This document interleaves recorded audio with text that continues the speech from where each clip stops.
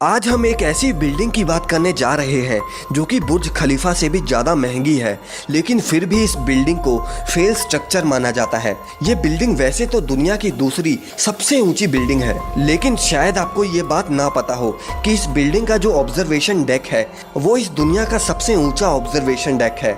मतलब कि बुर्ज खलीफा का ऑब्जर्वेशन डेक भी इस बिल्डिंग के मुकाबले कम ही है। इस बिल्डिंग में जो एलिवेटर्स लगे हुए हैं, यानी कि जो लिफ्ट्स इस बिल्डिंग में यूज हुई हैं, वो भी इस दुनिया की सबसे तेज लिफ्ट्स हैं, जो कि 74 किलोमीटर पर आवर की रफ्तार से चलती हैं। इतने में आप जमीन से आसमान की ऊंचाइयों में बस कुछ ही सेकंड्स में पहुंच सकते हो। इस बिल्डिंग के आप इस शानदार स्ट्रक्चर को देखिए, जिसे इस दुनिया के बहुत ही महंगे डिजाइनर्स ने बनाया है, लेकिन इसके बावजूद भी इस बिल्डिंग को फेल स्ट्रक्चर क्यों माना जाता है, जानने के लिए वीडियो के लास्ट तक बने रहिए। और आज की इस वीडियो का लाइक टारगेट है 10,000 लाइक्स। अगर आपने इस वीडियो को लाइक कर दिया है तो चलिए वीडियो को शुरू करते हैं। दोस्तों, चाइना की सबसे ऊंची बिल्डिंग, जिसे 2.4 बिलियन डॉलर्स में बनाया गया था, यानी करीब 17,500 करोड़ रुपए। इतने पैसों से अगर आप चाहें तो लगभग 2 बुर्ज खलीफा तो बना ही सकते हैं। ये बात आपको बिल्कुल हैरान कर देगी कि इसके बाहर जो आप ग्लास पैनल्स देख रहे हो, इसमें 20,000 ग्लास पैनल्स यूज हुए हैं, और वो सभी के सभी ग्लास पैनल्स अलग अलग शेप्स और साइजेस के हैं। 632 मीटर की इस बिल्डिंग में 128 फ्लोर्स हैं, और आपको शायद ये बात हैरान कर दे कि जहां बड़ी बड़ी बिल्डिंग्स में 10 या 20 एलिवेटर्स होते हैं, वहां इस बिल्डिंग में 114 एलिवेटर्स हैं, और वो भी दुनिया के सबसे तेज एलिवेटर्स।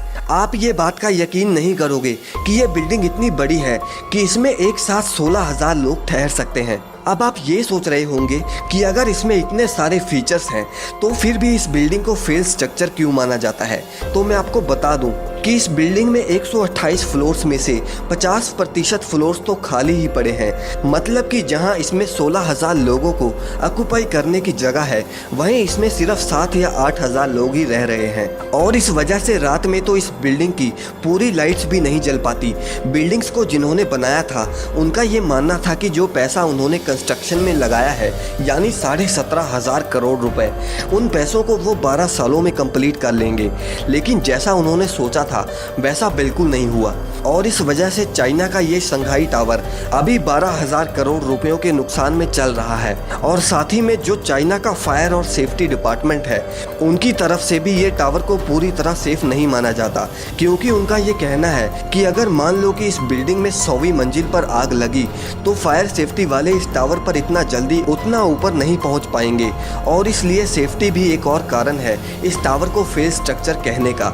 इसके अलावा इस टावर का डिज़ाइन देखने में तो काफ़ी अट्रैक्टिव है, लेकिन इसके डिज़ाइन की वजह से भी इसे एक फेल स्ट्रक्चर कहा जाता है, क्योंकि इस बिल्डिंग को बहुत सारी लेयर से कवर किया गया है, जैसे कि ग्लासेस। वैसे तो ये ग्लास पैनल्स वगैरह हीट और एनर्जी कंजप्शन को कम करने के लिए बनाए गए हैं, लेकिन इन सभी लेयर्स ने बहुत सारी जगह कंज्यूम करी है, जिससे ये बाहर से जितना बड़ा दिखता है, अंदर से उतना बड़ा नहीं होता।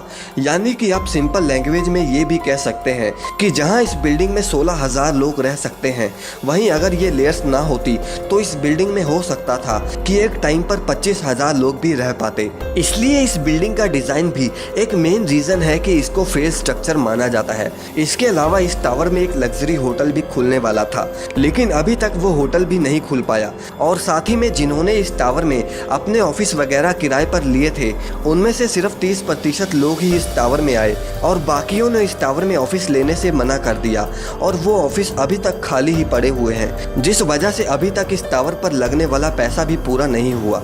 दोस्तों, हालांकि चाइना की ये बिल्डिंग इकोनॉमिकली ही फेल हुई है, लेकिन दुनिया की दूसरी सबसे ऊंची बिल्डिंग होने के नाते हो सकता है कि आने वाले कुछ सालों में इस बिल्डिंग की ग्रोथ होनी शुरू हो जाए।